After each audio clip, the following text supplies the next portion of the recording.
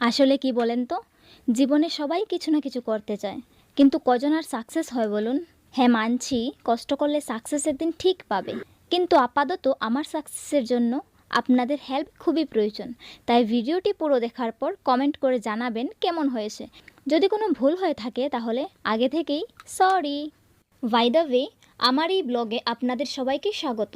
এমনিতে আমি ব্লগ বানাই না, ধরে নিতে পারেন সোশ্যাল মিডিয়াতে আপলোড করা এটাই আমার প্রথম ব্লগ। আমি কোথায় যাচ্ছি সেটা তো বলাই হয়নি। বলবো, তার আগে একটু পারফিউম ইউজ করে নেই। যা গরম দিয়েছে বাবা গো, মান সম্মান থাকবে না লোকের সামনে গেলে। আমি যাচ্ছি আমাদের গ্রামের একটি হাসপাতালে। কালকে কি হয়েছিল, আমাকে বিড়াল কামড় দিয়েছে। তাই 24 ঘন্টার আগে তো টিটি এবং রেবিস নিতেই হবে। তাই রেডি হয়ে বেরিয়ে পড়লাম। এই যে চলে আসলাম মেডিকেলে।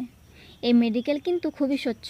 এমনিতে মেডিকেলগুলো পরিষ্কার পরিচ্ছন্ন রাখাই দরকার, কারণ এখানে অনেক ধরনের রুগী আসে। পরিষ্কার তো রাখতেই হবে, না হলে উল্টো ইনফেকশন হয়ে যেতে পারে। তবে এই মেডিকেলের চারপাশটাও কিন্তু বেশ সুন্দর পরিবেশ দিয়ে ঢাকা। আমাকে যদি বিড়াল কামড় দিত না তাহলে আমাকে মেডিকেলে আসতেও হতো না। ফ্রেন্ডস, তোমাদের কিন্তু বলে দিচ্ছি, তোমরা বিড়াল নিয়ে অত খেলাধুলা করো না, না হলে এই যে দেখতে পাচ্ছ, আমাকে একটা নয় দুটো নয় তিনটে ইঞ্জেকশন দিয়েছেন সিস্টার। আরেকটা কথা বলবো, ভিডিও শেষ অবধি কিন্তু নিশ্চয়ই থাকবে, কারণ ভিডিওর শেষে আমি আপনাদের একটা সুন্দর জায়গায় নিয়ে যাব। তবে এটা কিন্তু সত্যি, ইঞ্জেকশন দেওয়ার সময়ও কিন্তু আমার হাতে খুব জোরে লেগেছিল। আর এই যে ওরা হাসছে, আরও দুজন সিস্টার বসেছিলেন, ওরা আমাকে জিজ্ঞেস করছিলেন কিভাবে বিড়াল কামড় দিয়ে দিল, এত বড় মেয়ে তাও এখনও বিড়াল নিয়ে খেলা করে। আমি ওদের সাথে গল্প করছিলাম আর ওইদিকে ওই সিস্টারটা আমার হাতে ইঞ্জেকশন দিয়ে দিয়েছিল। এই যে মেডিকেলের কাজ শেষ। ও হ্যাঁ, তোমাদের তো একটা জায়গায় নিয়ে যাওয়ার কথা ছিল, তো চলো যাওয়া যাক। মেডিকেল থেকে বেরিয়ে পড়লাম। হাঁটতে হাঁটতে যাব আমাদের সেই গন্তব্যের দিকে। আবার আমার এই হুটহাট ভাষা শুনে তোমরা কেউ স্কিপ করে দিও না কিন্তু। আসলে আমরা যাচ্ছি একটা মন্দিরে, মা কালীর মন্দিরে। তবে একটা কথা কি জানো, তুমি যেখানেই যাও না কেন মন্দিরের মতো শান্তি কিন্তু আর কোথাও পাবে না। মন্দিরে গেলে যেন মনে হয় আলাদা একটা শান্তি অনুভব হয়।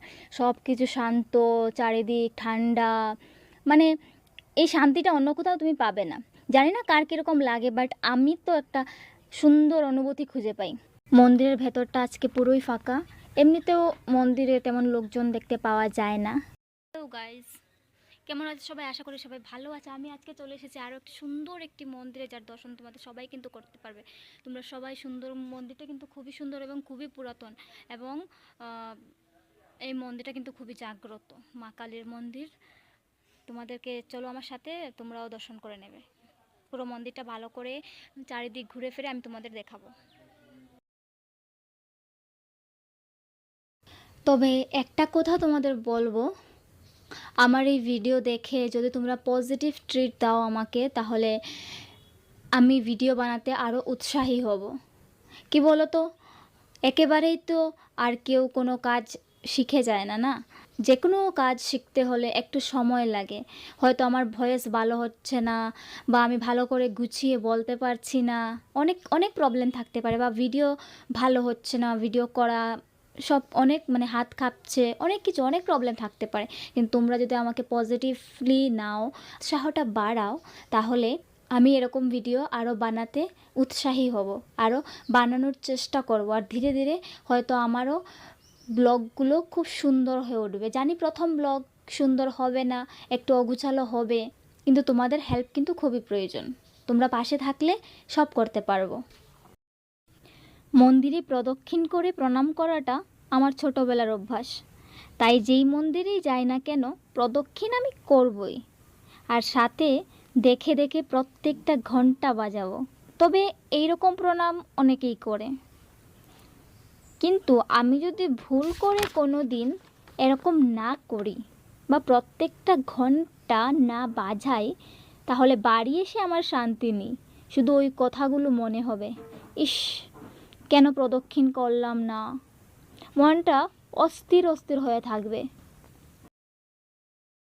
চারিদিকে ঠান্ডা আবহাওয়া, সবুজ পরিবেশ, শান্তি আর শান্তি, এমন শান্তি আর কোথাও নেই।